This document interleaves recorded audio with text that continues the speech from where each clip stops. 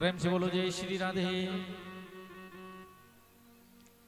सुखदेव जी कहते हैं, हे राजन, प्राचीन बरी यज्ञ करता है लेकिन उसके मन से वासनाएं नहीं जाती है। तब तो नारद जी प्राचीन बरही के पास पहुंचे और उन्होंने प्राचीन बरही से कहा, राजा मैं तेरे को एक कहानी सुनाना चाहता हूं, सुनेगा क्या? राजा कहता है, देवर्षि मैं तुम्हारी कहानी सुनूंगा। तब तो उन्होंने उसे कहानी सुनाई। मैं भी सुना दूं आपको, सुनोगे? एक बहुत सुंदर कहानी सुनाई देवर्षि नारद ने।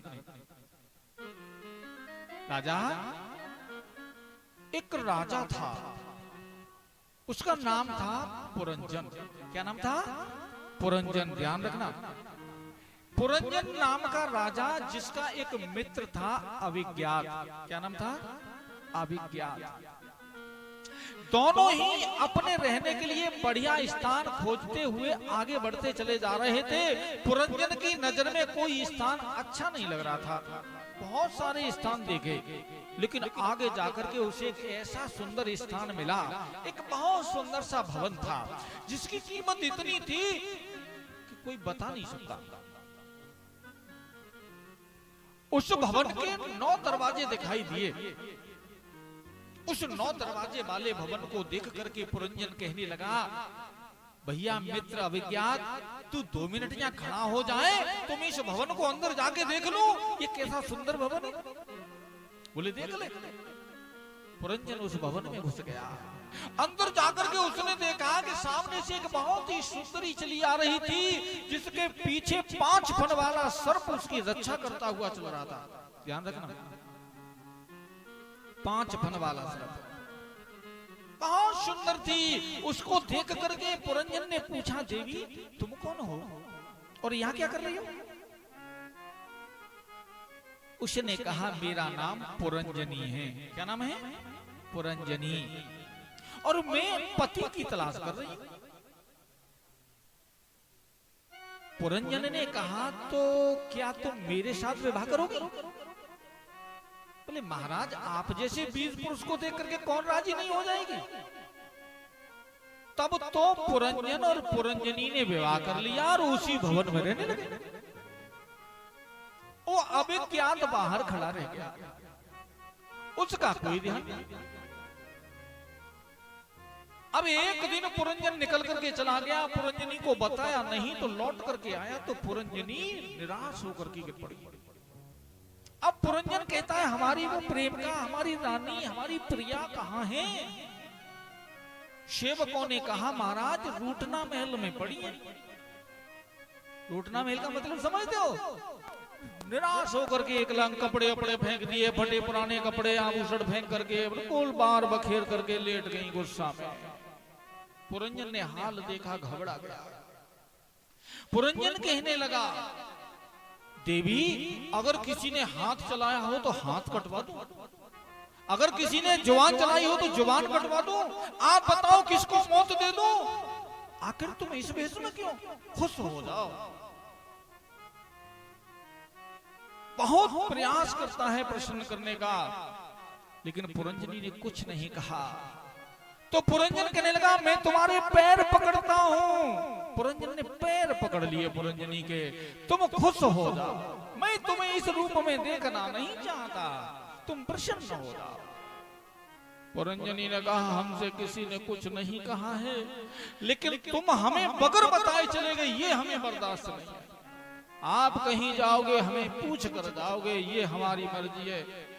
पुरंजन बोला, बस इतनी सी बात है, तो आज के बाद हम तुम्हें बिना पूछे कुछ नहीं करेंगे। अब तो पुरंजन पुरंजनी दोनों वहां रहते हैं। पुरंजन उतना ही करता है जितना पुरंजनी कहती है। एक दिन की बात, सामने से काल कन्या चली आ रही थी, जिसका नाम था जरा। क्या नाम था? जरा। नारद जी सुना रहे हैं प्राचीन बरही को कहानी। बोलो, जरा नाम की उस कन्या को देख करके एक चंडवेग नाम का गंधर्व था, उसके साथ में 360 गंधर्व और 360 गंधर्वियां चले आ रहे थे। उन्होंने उस जरा से पूछा, देवी क्या बात है, उदास कैसे हो? बोले मेरे साथ कोई विवाह नहीं करता, इसीलिए परेशान हो। बोले चिंता ना करो, पुरंजन को तुम्हारी जरूरत है, चलो तुम्हारा विवाह पुरंजन से करवा देंगे। आज वो चंडवेग नाम का गंधर्व उस पुरंजनी को जबरदस्ती लेकर के पुरंजन के पास पहुंचा और कहा, भाई इसके साथ विवाह करना पड़ेगा। पुरंजन कहता, मैं विवाह नहीं करूंगा। बोले करना पड़ेगा। बोले नहीं करूंगा तो युद्ध हो गया। अब जहां 720 गंधर्व गंधर्विया साथ में थे तो पुरंजन अकेला क्या करे? आखिर पुरंजन को मरना पड़ा और मरते समय उसके दिमाग में पुरंजनी थी, इसीलिए हे राजन उस पुरंजन को अगले जन्म में स्त्री बनना पड़ा और वो विदर्भ नरेश के यहाँ जाकर के, विदर्भ देश में विदर्भ नरेश के यहाँ जाकर के जो पांड्य देश का राजा था उसको कन्या के रूप में प्राप्त हुआ और उसका नाम हो गया विदर्भ रंजनी। विदर्भ रंजनी का विवाह जब हुआ युवावस्था में, अपने पति के साथ गई और वहां उसने 7 पुत्रों को उत्पन्न किया, एक कन्या उत्पन्न की और इतना सब कुछ होने के बाद एक दिन उसका पति मर गया तो वो रोने लगी, बहुत दुखी होकर के रोने लगी। तब वहां अभिज्ञात आया और उस अभिज्ञात ने आकर के कहा, भैया क्यों रो रहे हो? तब उस विदर्भ रंजनी ने कहा कि तुम्हें दिखाई नहीं देता, मैं रो रहा नहीं, रो रही हूं। अभिज्ञात कहता, नहीं नहीं तुम रो रहे हो। अरे नहीं मैं रो रही हूं, तुम्हें दिखाई नहीं देता मैं स्त्री हूं। तब उस अभिज्ञात ने कहा, अरे भैया मेरे को नहीं पहचानता, मैं तेरा वो मित्र अभिज्ञात हूं। अरे तू रो रही नहीं, तू रो रहा है। अरे भाई तू पुरंजन है, पुरंजन।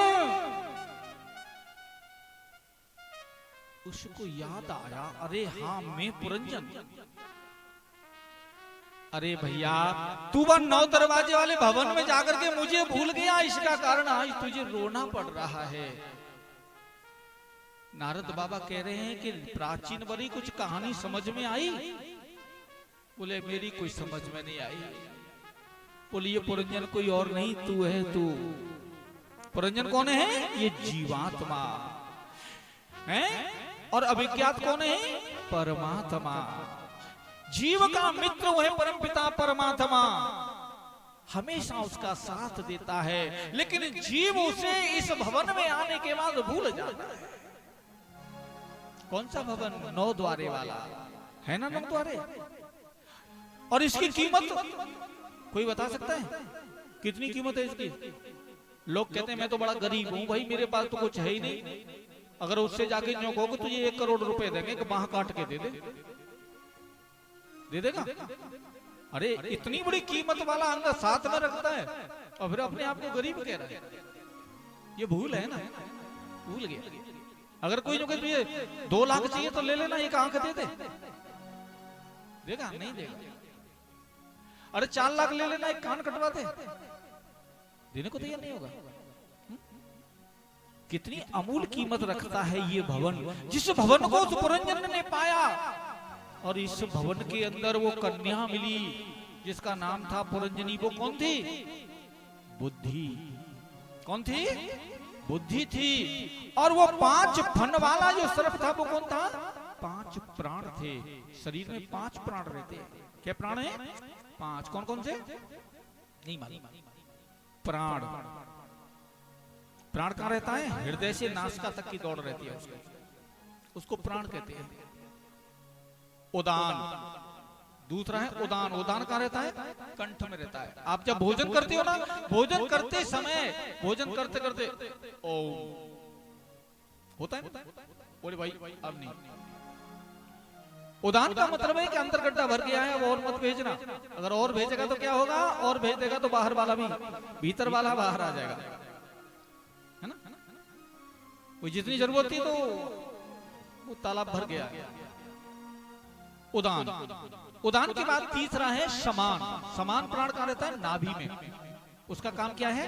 आप जो कुछ भी भोजन करते हो उस भोजन से जो रस बनता है वो नाभि कुंड में जाकर के एकत्रित होता है और वो समान वायु संपूर्ण अंगों को समानता से वितरण कर देता है। तो ये उसका काम है। क्या हो गए? 3। चौथा कौन सा है? अपान। अपान वायु गुदा पर वास करता है।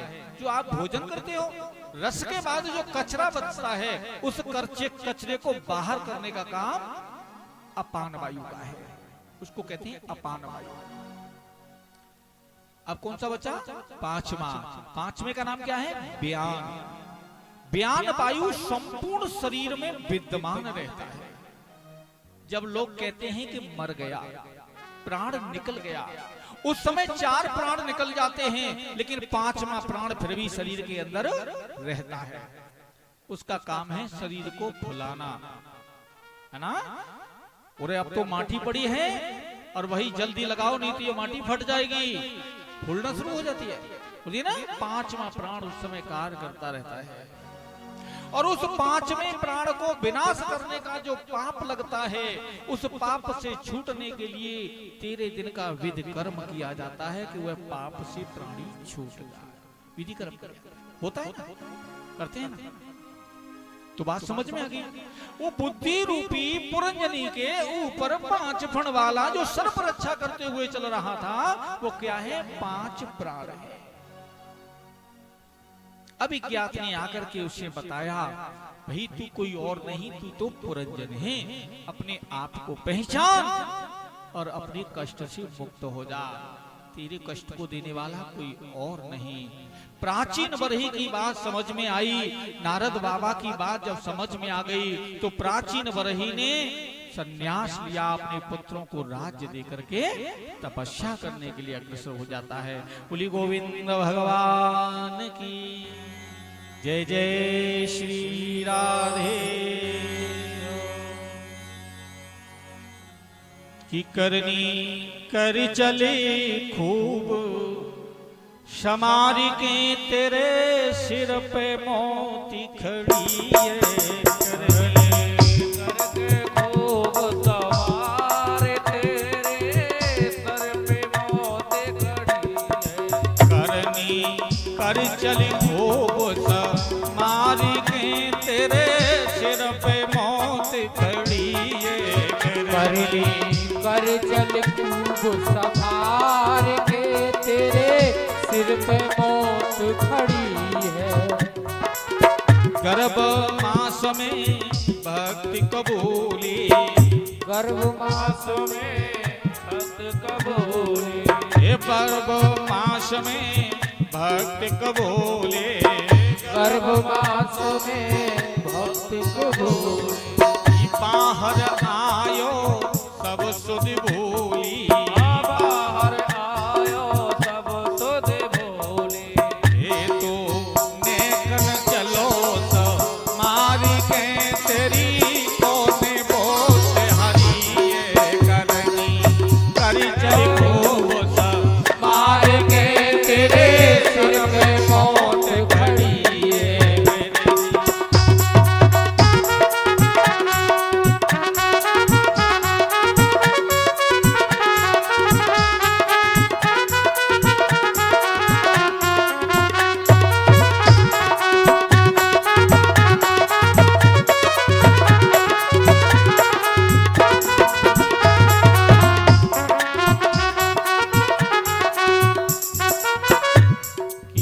यम के दूत लेन तो आवे, यम के दूत लेन तो आवे, यम के दूत लेन तो आवे, यम के दूत लेन तो आवे। मुगदर की तो में मार लगावे, मुगदर की तो में मार लगावे। फिर आवे न बात जो मारी के तेरे मन लगे झड़िए करनी करे चले भोग मार के तेरे सर पे मौत खड़िए करनी। जय हो।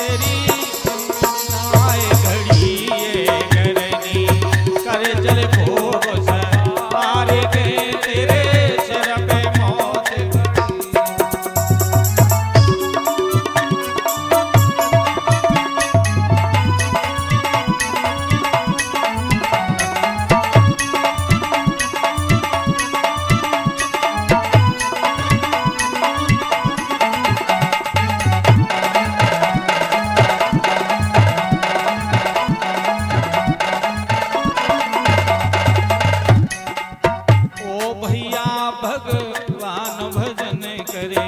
ओ भैया भगवान भजन करे। प्यारे तू भगवान भजन करे।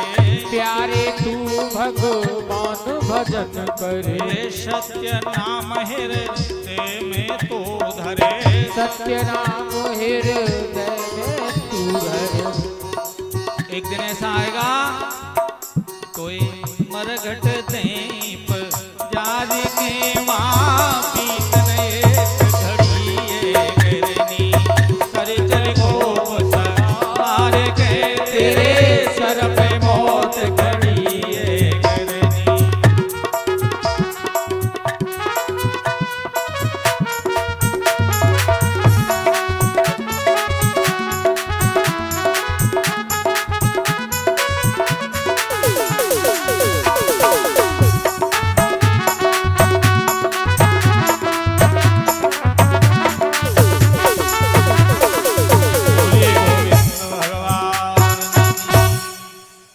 जय जय श्री राधे श्याम।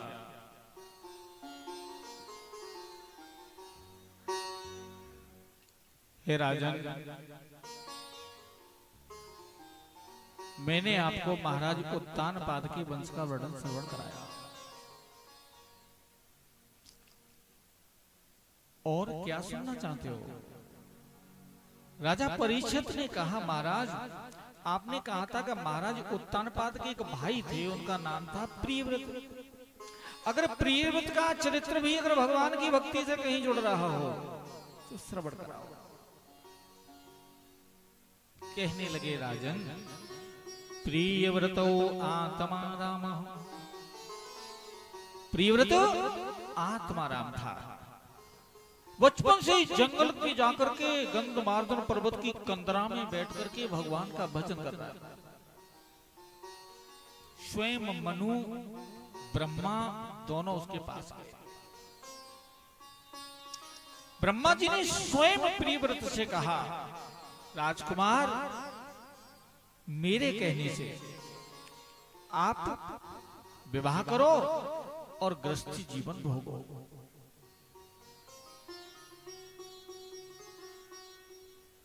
कि बाणी सुनी बिरंच की और बोले राजकुमार, जो आज्ञा प्रभो आपकी तो क्यों ना हो स्वीकार। जगत पिता, आपकी आज्ञा को कौन टाल सकता है? अगर आप कह रहे हैं तो मैं ऐसा ही करूंगा। और गंधमार्दन की कंदरा को छोड़ करके वहां से वो चले। आकर के उन्होंने विवाह कर लिया। उर्जस्वती नाम की रानी से संतान उत्पन्न की। 10 पुत्र हुए। बड़े न्याय के साथ राजा राज को चला रहा है। एक दिन इन्होंने रात्रि हो जाने पर अंधेरा देखा। बोले रात्रि में मेरी प्रजा को बड़ा कष्ट होता है, तो मैं रात्रि नहीं होने दूंगा। और इन्होंने अपना रथ लेकर के सूर्य नारायण के पीछे डाल दिया। इतना बड़ा तेज था कि एक सूर्य की भांति प्रकाश होता था राजा से। अब रात्रि नहीं हो रही, सूर्य के पीछे चलते चलते पूरी एक परिक्रमा हो गई पृथ्वी की। ब्रह्मा जी को मालूम पड़ा। ब्रह्मा जी ने आकर के कहा, पुत्र ये क्या कर रहे हो? बोले जगत पिता, मेरी प्रजा अंधेरे में दुखी रही है, मुझे बर्दाश्त नहीं। बोले ये तो मेरी सृष्टि में चक्कर बनाया गया है, दिनों रात तो होते हैं, तुम ये रथ रोक दो। तब ब्रह्मा जी के कहने से रथ रोक दिया।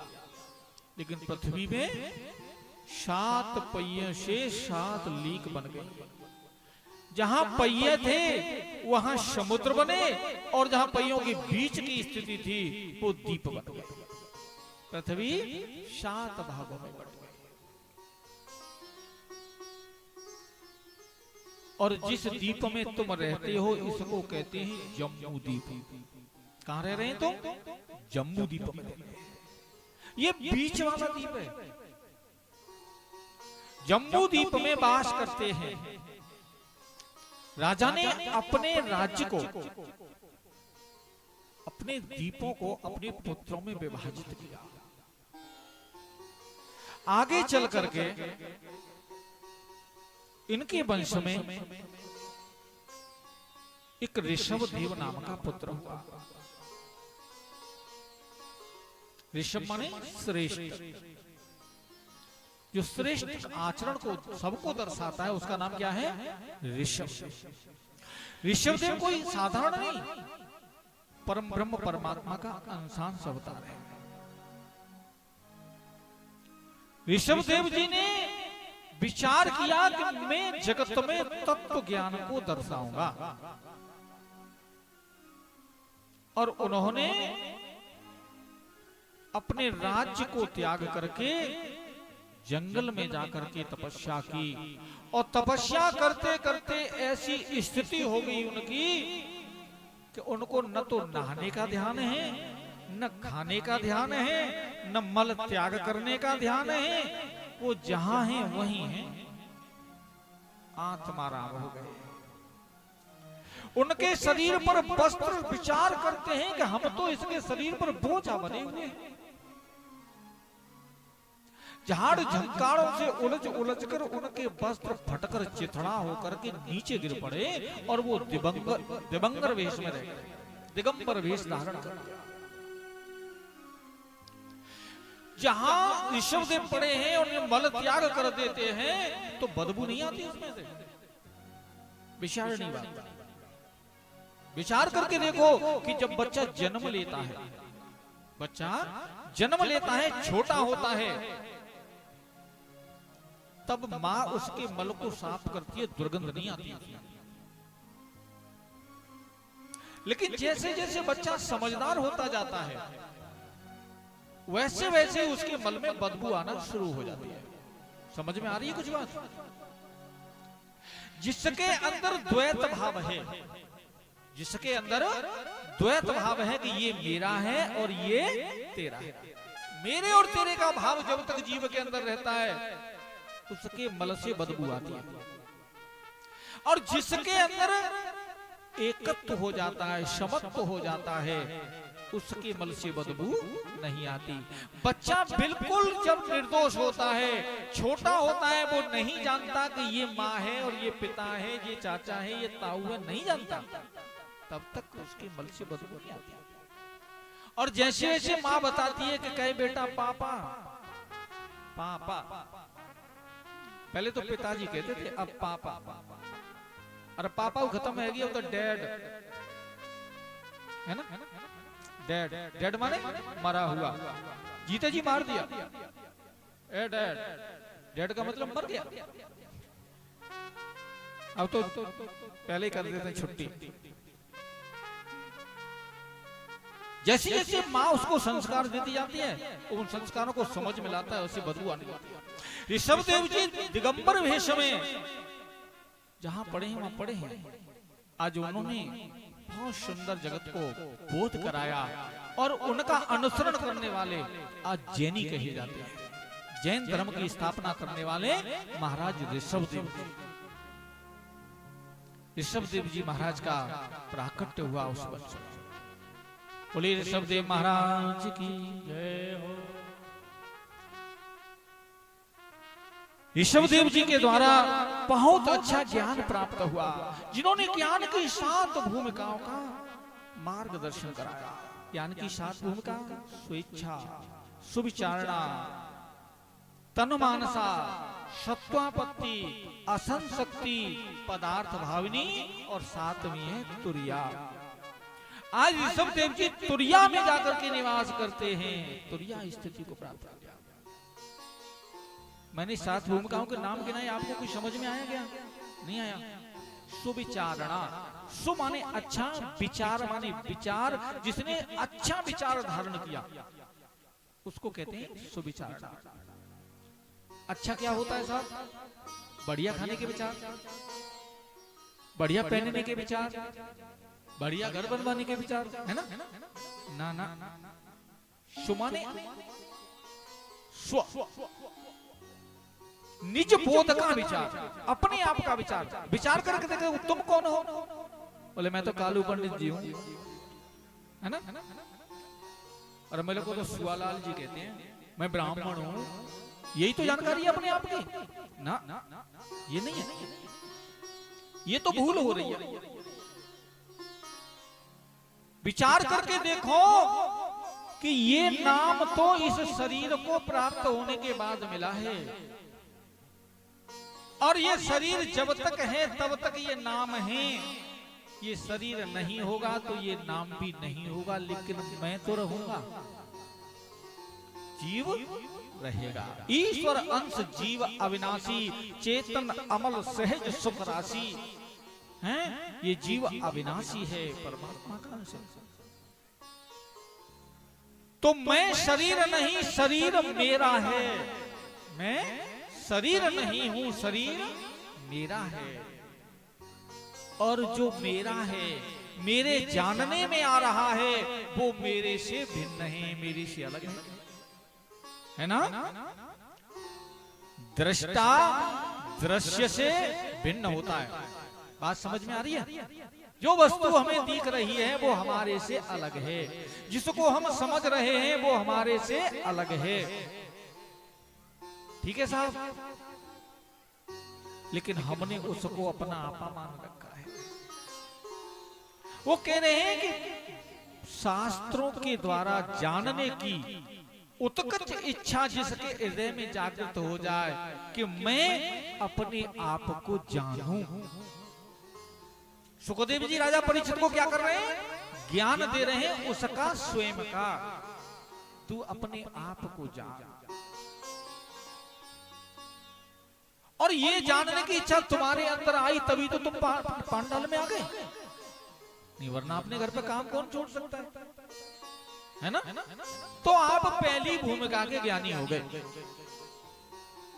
और जो आपने कथा श्रवण की और घर जाकर के उसका विचार कर लिया, तो आप दूसरी भूमिका के अधिकारी हो गए, दूसरी भूमिका के ज्ञानी। सुविचारणा, जो सुंदर सुना है उसको घर पे जाके विचार करने की स्थिति होगी तो सुविचारणा होगी, और उसको मनन करके हम क्रियारत होने की स्थिति में पहुंचेंगे तो वही स्थिति हो जाएगी तन्मानसा।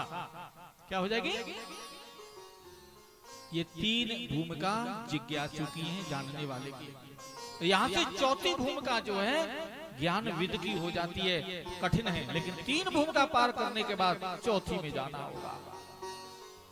ऋषभ देव जी ने सातों भूमिका धारण करते हुए तुरीयावस्था में जाकर के स्थिति को स्थित किया, मार्ग दिया सुंदर। इन्हीं के वंश में जाकर एक राजा हुआ जिसका नाम हुआ भरत, और भरत अपने राज्य को त्याग करके जंगल में कुटिया बनाकर रहने लगा। एक बात बताऊं, घर छोड़ दो, कपड़े छोड़ दो, खाना छोड़ दो, नगर छोड़ दो, जंगल में जाके पहुंच जाओ, लेकिन अगर मन में वासना है तो वहां भी नगर बन जाएगा, घर बन जाएगा, सब कुछ बन जाएगा, बन जाएगा। राजा भरत अपना नगर छोड़ करके गया, राज्य छोड़ करके गया, लेकिन कुछ वासनाएं निर्वासित नहीं हो पाई, वो अंदर रह गई। तो वहां भगवान का भजन करते हुए एक दिन जब गंडकी नदी में खड़ा था तो एक गर्भिणी हिरणी पानी पीने के लिए आ गई। सिंह की दहाड़ सुनकर के उसका गर्भपात हो गया, और वह छोटा सा मृग शावक जब जल में छटपटाने लगा, भरत विचार करता है अब इसको बचाने वाला मेरे अतिरिक्त तो और कोई नहीं है, मेरा कर्तव्य बनता है इसे बचा दूं। और उसने जल में से उस बच्चे को निकाला, कुटिया पर लाया। जीव की रक्षा करना तो धर्म है, लेकिन उसका पालक स्वयं बन जाना ये पाप है। घर में बच्चे का जन्म हुआ है, उसकी रक्षा करना तुम्हारा धर्म है, लेकिन ये मान लेना कि मैं ही इसको पालूंगा, मेरे अतिरिक्त इसको कोई पालने वाला नहीं है, तो ये पाप कर रहा है। भाई जिनके माँ बाप मर जाते हैं वो भी तो पलते हैं, पालने वाला कोई और है। यतो वा ईमान जायन्ते येन जातान जीवन्ति यत प्रत्यम विषम विशन्ति। संपूर्ण विश्व जिसमें से प्रकट होता है, संपूर्ण विश्व जिसके सहारे से जीता है और प्रयाण करता हुआ संपूर्ण विश्व जिसमें अंत में लय हो जाता है, उस परम ब्रह्म परमात्मा को जानता है। सबको जीवन देने वाला वो है। भरत कहता है इस बच्चे का पालन करने वाला मेरे अतिरिक्त तो और कोई नहीं। वासना जागी और भरत ने उस बच्चे को अपने पास रखा तो परिवार बन गया और उस बच्चे में उसकी लालसा जग गई। और उस बच्चे की लालसा में आज भरत विचार करता है कि जब वो बच्चा जंगल में चलने के लिए जाता है, काल कभी किसी का इंतजार नहीं करता। विचार करता है काल को किसी का इंतजार नहीं करना पड़ता, न मालूम किस समय आ जाए। अरे कोई शेर उस बच्चे को खाना, काल का विचार तो भरत करता है, लेकिन मृग के बच्चे के लिए करना है, अपने लिए नहीं। बस ये भूल हो रही है। वही काल उस बच्चे का आ सकता है तो मेरा भी तो आ सकता है। ये हर समय ध्यान रखने की जरूरत है। न मालूम किस वक्त आ जाए, बताएगा नहीं, है ना? एक बात बताऊं, बस स्टैंड पे बस पकड़नी है आपको तो उसका टाइम निश्चित है कितने बजे छूटेगी, है ना सर? स्टेशन पर जाएंगे तो रेलगाड़ी का टाइम भी निश्चित है कितने बड़े गाड़ी आने वाली है उतने बड़ी छूटेगी, निश्चित है ना सर? हैं? हवाई जहाज के वहां जाएंगे तो वहां भी उसका टाइम निश्चित है कि इतने बजे प्लेन छूट जाएगा, निश्चित है सब। लेकिन ये जीवन रूपी गाड़ी कब छूट जाएगी किसी को पता नहीं। पता है क्या? और जिस गाड़ी का टाइम मालूम नहीं कब आएगी कब छूट जाएगी, उसके लिए तो बहुत सावधान रहना पड़ेगा ना, कि वो इंतजार नहीं करेगी कि तूने काम कर लिया है कि नहीं कर लिया है, तेरा कितना काम बाकी रह गया है, वो कुछ नहीं पूछने वाली, वो तो जब छूटेगी तो छूट जाएगी। बहुत सावधान रहना है। भरत मृग के बच्चे के लिए कहता है कि काल का कोई पता नहीं कब आ जाए, लेकिन मृग के बच्चे के लिए सोच रहा था तब तक काल स्वयं का आ गया। और जब प्राण छूटा तो अंतमता शोकता, अंत में योनि हिरण की मिली। भगवान कहते हैं मेरा भक्त भजन करता है, लेकिन पद से भ्रष्ट हो जाने पर भी उसका भजन नष्ट नहीं होता। पूर्व के जन्म के भजन के कारण आज भरत को उस जन्म में याद है कि मैंने मृग के बच्चे से मित्रता की, इसलिए मृग बनना पड़ रहा है। अब तो मैं शरीर से भी मित्रता नहीं करूंगा। सूखी पत्ती खाकर के कुछ ही दिनों में शरीर को जर्जर बना करके समाप्त कर दिया। पुनः मनुष्य योनि में आया, एक ब्राह्मण का पुत्र बन गया, लेकिन ऐसे ब्राह्मण का पुत्र बना जिसकी दो रानियां थी, दो पत्नी है घर में, एक के 9 पुत्र हैं, एक का भरत अकेला है। भरत तो भी छोटा ही था, याद है उसको पूरी बात। अब मैं हो जाऊंगा पागला, अब मैं हो जाऊंगा पागला। पागला जानते हो? पागला नहीं समझते? पा माने जो पाया है प्रारब्ध, और गला माने जिसको नष्ट कर दूंगा। जो प्रारब्ध मेरे साथ आया है उस प्रारब्ध को अब की बार समाप्त कर दूंगा, दूसरा जन्म न लेना पड़े। पागला, पाकर के गलाने वाले को पागला कहते हैं। और ऐसे व्यक्ति क्या करते हैं? संसार से प्रेम नहीं करते, संसार में मोह नहीं करते, संसार के बंधन में नहीं बढ़ते। भरत कहता है अगर विद्वान हो जाऊंगा, चतुर हो जाऊंगा तो चतुराई देख करके संसार वाले जंजीरों में बांध देंगे, अब तुम्हें पागला हो जाऊंगा। और ऐसी स्थिति में भरत उन्मत्त की भांति घूमता है। जब कुमार अवस्था में पिता की मृत्यु हो गई तो सारा परिवार रो रहा था। भरत खंबे के पास खड़ा हंस रहा था, बारे प्रभु तेरी बड़ी कृपा हुई, एक बंधन कट गया। सब कह रहे थे ये तो पागल है। भरत की मां ने कहा बहन तेरे 9 पुत्र हैं, मेरा तो एक है, इसकी तू देखभाल करना, मैं सती हो जाती हूँ। भरत और हंसने लगा, बारे प्रभु तेरी बड़ी कृपा हो रही है, ये दूसरा बंधन भी खत्म। अब तो सौतेले भाई रह गए। सौतेले भाइयों ने कहा भरत को पढ़ा दे। लोग कहेंगे कि माँ पिता नहीं है तो भाइयों ने, सौतेले भाइयों ने पढ़ाया नहीं। अब वो पढ़ाने का प्रयास करते हैं। भरत कह रहा है क्या पढ़ा रहे हो, ये तो मैं सब पढ़ चुका। जब देखा कि ये नहीं पढ़ेगा, अब तो भरत कहता है कि सारा विश्व परम ब्रह्म परमात्मा का है और सारे विश्व की रक्षा करने, सेवा करने के लिए मुझे भेजा है। मैं तो सबकी सेवा करूंगा, चाहे पड़ोसी हो चाहे रिश्तेदार हो, वो सब का कार्य करता है। हमारा एक भरत यहाँ भी रहता है, राजू भैया है ना, बहुत सेवा करता है बेचारा। आज भरत युवा अवस्था में आया, भाइयों ने एक दिन उसे खेत पर छोड़ दिया। खेत की चिड़ियों को रखाना है। भरत कहता है कि संपूर्ण विश्व परमात्मा का है, चिड़िया भी राम की हैं। जब सब कुछ राम में है तो रोकने का तो कुछ काम ही नहीं। चिड़ियों की तरफ मुंह करके कहता है मेरे राम की चिड़िया हो, अगर तुम भूखी रहेंगी तो मेरे राम मुझे क्षमा नहीं करेंगे। तुम इधर उधर कहीं मत जाओ, सब इसी ज्वार में खाओ। और भाइयों ने जब ये स्थिति देखी, बोले भरत क्या कर रहे हो? बोले भैया क्या हो गया, चिड़िया है ना भूखी बेचारी तड़प रही